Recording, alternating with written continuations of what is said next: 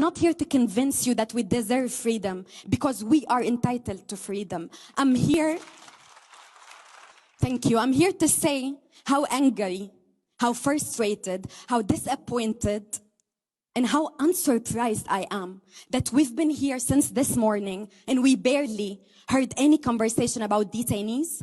We barely heard any conversation about normalization.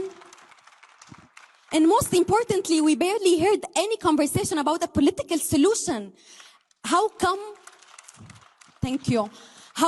that any of us here believe genuinely that an early recovery for Syria could be possible while Assad is still in power?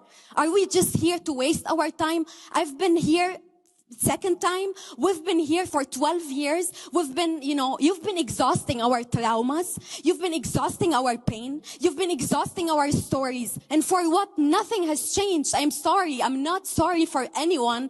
I know that many of us have been, I appreciate the work that many of us have been doing. But it's not enough. Assad is the main perpetrator in this country.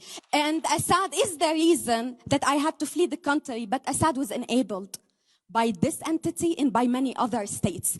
So let's not pretend that we all care about the recovery of Syria or the humanitarian aid for Syria. Let's start by naming, unfortunately, after 12 years, I have to emphasize that we all know who did it. We all know that Assad is still in power. He is still committing crimes against the humanity. We're talking about hundreds of thousands of detainees, not only those inside detention centers. We're talking about people being detained now while we speak here today by the same person who's being welcomed in Jeddah and who, as Noura said, we know that he might be welcomed here one day. So I think we need to start by, just talking the truth and not fooling each other.